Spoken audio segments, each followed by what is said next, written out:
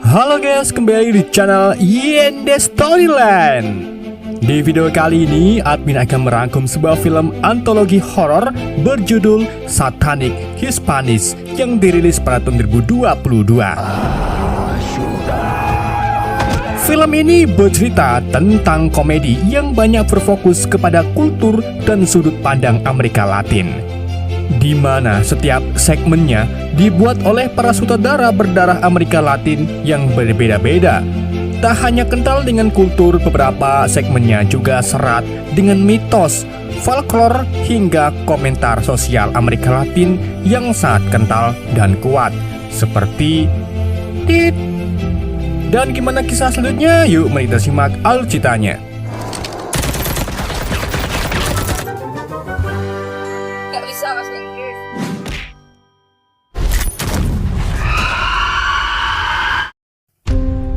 Film dibuka dengan adegan penggerebekan oleh kepolisian El Paso, di mana di tempat itu banyak puluhan manusia meninggoy berlumuran darah. Saat satu mayat diberondong peluru polisi karena menodongkan senjata, tiba-tiba mengarah rantai ke satu ruangan yang akhirnya ditemukan satu pria misterius yang masih hidup. Pria tersebut ditangkap dan dibawa ke kantor polisi untuk dimintai keterangan. Di kantor polisi, dua detektif bernama Aiden dan rekannya menginterogasinya pria misterius yang mengaku dirinya adalah sang penjelajah.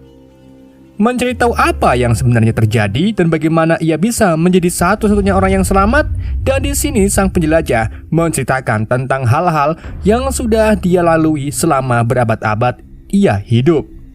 Akan tetapi dua detektif menganggap bacotan sang penjelajah hanyalah lelucon belaka. It's enough how important it is for me to leave. The traveler. That's why I traveled down here. You're the only one left standing. Haven't I been through enough already tonight? But after, please, you let me go. Hang on. Speak for yourself. Most call me to be a hero. Sang penjelajah juga menegaskan bahwa kalau dirinya tidak dibiarkan pergi dalam waktu 90 menit, maka semua orang di tempat itu akan tewas. Saat penjelajah juga menjelaskan tentang portal alam lain dan disebut sebuah nama yaitu Gustavo, scene menuju ke chapter 2 berjudul Tambien Lovi yang berarti aku juga melihatnya. Di sebuah rumah gelap hidup seorang pemuda bernama Gustavo. Dia mempercayai dirinya bisa memperlihatkan makhluk dari alam lain dengan trik pencahayaan yang ia pelajari. Akan tetapi, pada saat dipraktekkan di depan kurir Shopee, Gustavo tidak bisa menunjukkan makhluk tersebut.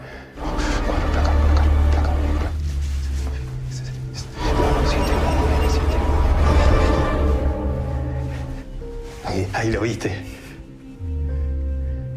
Permiso. Competitive Times. Kebiasaan Gustavo setiap harinya ialah bermain Rubik sembari video call dengan kekasihnya. Si vamos así, vamos a parar. And I was gonna get your plane tickets tomorrow. You can live like Rockefeller with that money. 2 seconds away from the world record. Puedes hacer el esfuerzo de hablar en inglés. Otra cosa es que habría que pagarla. Pada malam berikutnya, Gustavo mengundang podcaster untuk menunjukkan keahlian mistis yang dia percayai, dan yang sepertinya Gustavo ini berhasil.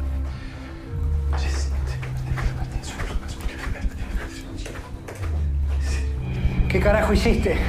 Podcaster itu pun pergi dengan perasaan yang gelisah yang kita pun tidak tahu apa penyebabnya.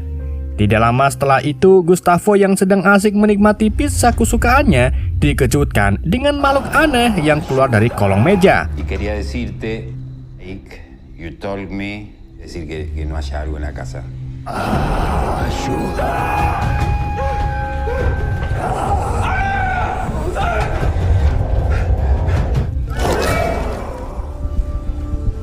Gustavo yang panik dan ketakutan akhirnya menutupi makhluk tersebut menggunakan sarung dan tidak lupa membagikan kejadian ini ke pacarnya.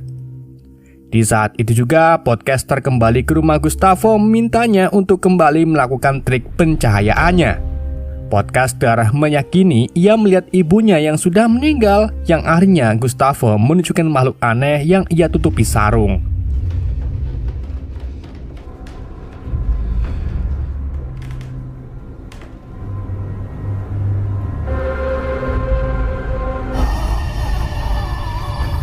Sangat mengejutkan.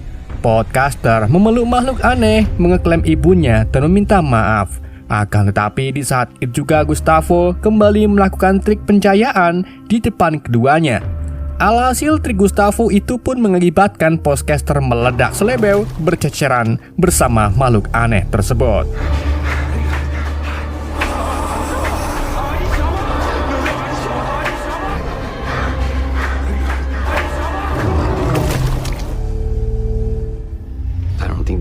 Scene kembali ke sang penjelajah, yang mana seorang polisi mengeklaim kejanggalan data diri sang penjelajah yang bernama Tuan Gracia di beberapa puluh tahun yang lalu.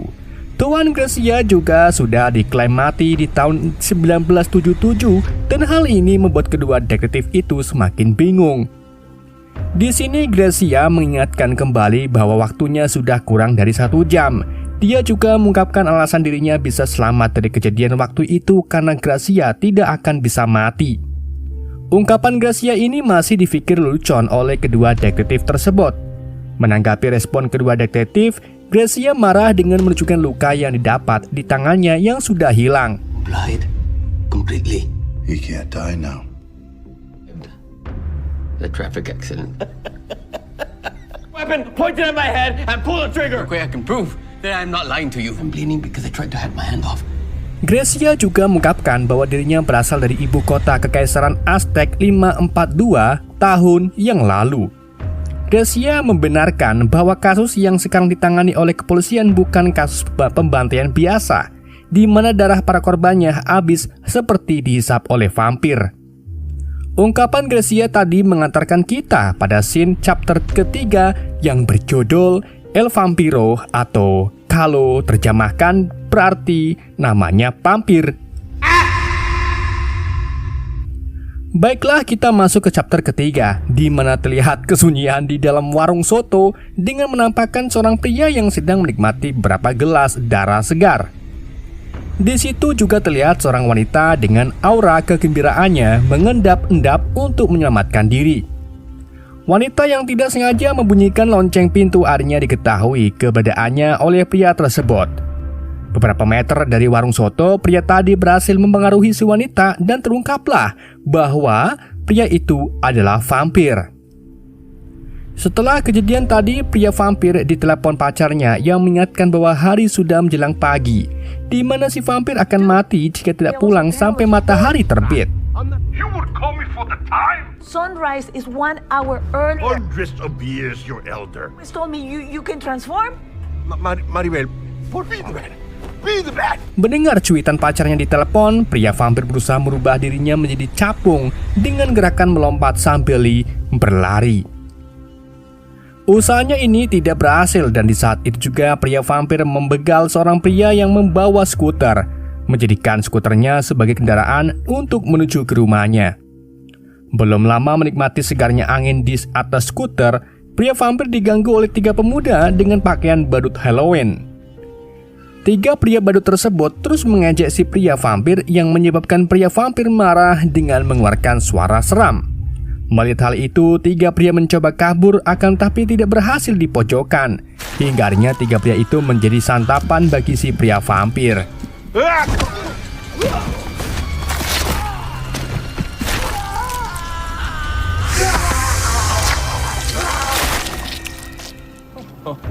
Tak lama setelah itu datang 2 orang polisi yang juga menganggap si pria vampir yang sedang cosplay di hari peringatan Halloween. 2 polisi itu mengajak pria vampir berfoto. Tidak lama kemudian barulah tersadar bahwa semua yang disaksikan adalah pembantaian. Pria vampir yang panik segera mengeluarkan jurus hipnotisnya. Akan tapi dengan kekuatan yang terbatas, pria vampir memutuskan untuk kabur dari kedua polisi tersebut. Di tengah pelariannya, si vampir tidak sengaja memasuki gereja, dan hal ini mengakibatkan pria vampir sedikit terbakar.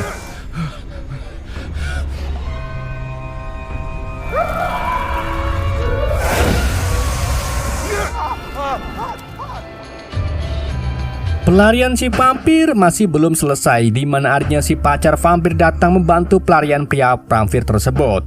Tidak lama kemudian mobil yang dikendari oleh keduanya terjebak macet hingga akhirnya memutuskan untuk meninggalkan mobil tersebut. Pelarian keduanya berakhir di sebuah tong yang mereka pikir bisa menyelamatkannya nanti pada saat matahari terbit. Akan tapi saat matahari sudah terbit, tong itu tidak mampu meredam panasnya matahari hingga kedua vampir itu pun musnah. The zombie coming! You know, I had to throw those shoes away I still can't believe that worked. to keep the sun out. I am so sorry. Halloween. Because you see me as I am. Kita kembali lagi ke Gracia, di mana detektif menunjukkan barang-barang milik Garcia. Di sini detektif heran karena benda-benda itu terlihat tidak lazim. Di saat itu juga detektif tertuju pada sebuah botol yang berisi darah. Hingga akhirnya Gracia menciptakan chapter keempat yang berjudul Nahuales. Want us to put an APB out on a vampire? Get some questions about some of your, Because you see me as I am. A gang thing? Give you recognize us? We all collect different things, right? Be simple for good luck. Di mana di sebuah kecamatan di Meksiko terlihat seorang pemuda bernama De La Cruz yang membawa kuda dengan manusia sekarat di atasnya. Setelah sampai di rumah, De La Cruz terlihat gelisah dan yang datang seorang pemuda tinggi besar mengincarnya. Pemuda tinggi besar mengeluarkan suara seram hingga akhirnya datang lagi kelompokan pemuda menangkap De La Cruz. De La Cruz disekap di tengah hutan dengan suasana ritual yang dipimpin penyihir wanita. Akhirnya De La Cruz dijadikan tumbal dengan wanita penyihir yang wajahnya berubah menyeramkan meminum darah De La Cruz. Los Olmecas. Aguales. Dices de las plantas.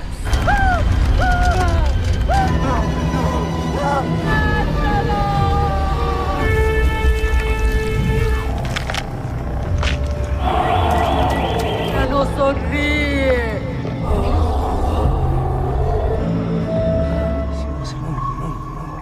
Setelah ritual penumbalan De La Cruz, komplotan nampak berkumpul di sebuah ruangan untuk merayakan sebuah kebangkitan. Scene kembali lagi ke kantor polisi, di mana Gracia menjelaskan satu persatu sejarah jimat yang dia miliki. Detektif juga menunjukkan gambar sebuah senjata yang Gracia ketahui yang bernama pistol pembunuh Santo. Senjata itulah yang mampu memusnahkan iblis ganas dari abad berapapun. Mengetahui pistol pembunuh Santo ada di kantor polisi, Gracia mencoba bernegosiasi dengan kedua detektif. Akan tetapi ucapan Gracia tidak dipercayai keduanya hingga tersirat kata Malcolm. Akhirnya berpindah ke chapter 5 tanpa judul, di mana Malcolm adalah seorang pemuda yang mencurigai pacarnya kerasukan iblis Kuba. Di adegan ini awalnya Malcolm dan pacarnya terlihat menikmati makan malam dengan suasana warung soto yang mewah. Tidak lama setelah itu, Malcolm mulai menegaskan rasa curiganya terhadap Amy bahwa dia adalah raja zombie. I thought we'd never speak again of what happened in Havana. We were not supposed to be there. Fucking wood chipper because they had to hose him off the ceiling. That it's taking over us. Liar. Do you want to know how Gus died? Setelah umpatan Malcolm ke Amy, suasana warung soto mewah sekitar berubah menjadi suram, dengan Amy yang wajahnya berubah menjadi jahat. Malcolm yang telah melakukan persiapan sebelumnya memberi kejutan peluru panas dari bawah kolong meja dan berhasil membuat Amy terpental. Raja zombie terus diberondong peluru oleh Malcolm, akan tapi peluru tersebut tidak bisa memusnahkan si raja zombie.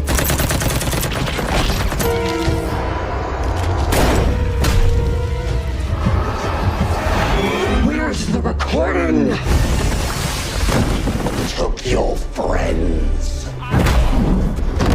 Setelah beberapa menit pertarungan, si raja zombie berhasil tumbang dengan sebuah senjata yang seminggu sebelumnya Malcolm beli dari toko antik. Senjata itu berbentuk terong Zimbabwe. Akan tapi kesaktiannya sangat dahsyat. Senjata itu bernama El Zambibar. Raja zombie terlihat kewalahan menghadapi El Zazimbar, yang akhirnya pertarungan dimenangkan oleh Malcolm.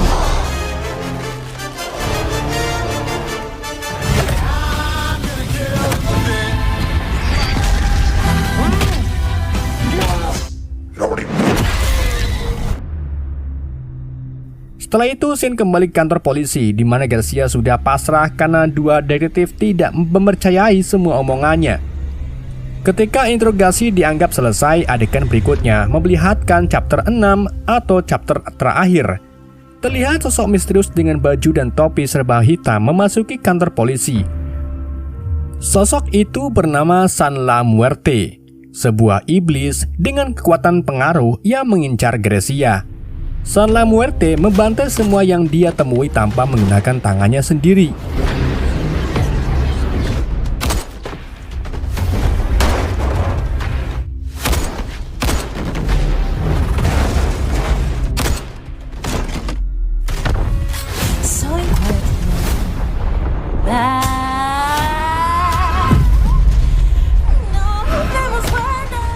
Detektif yang akhirnya percaya akan Gracia terlihat ketakutan mencari pistol pembunuh Santo dan akhirnya ketemu.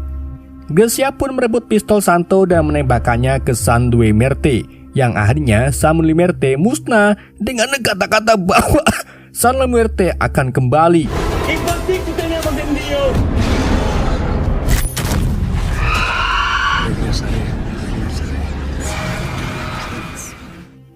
Setelah itu selanjutnya, Gracia kabur dari kantor polisi untuk melanjutkan perjalanannya, dan film pun selesai. Oke guys, itulah alur cerita film Satanic Hispanics. Semoga kalian terhibur dengan alur cerita yang saya bawakan. Mohon maaf jika ada kesalahan dalam penyampaiannya ataupun penyebutan nama. Sekian dari YND, sampai jumpa di video-video berikutnya.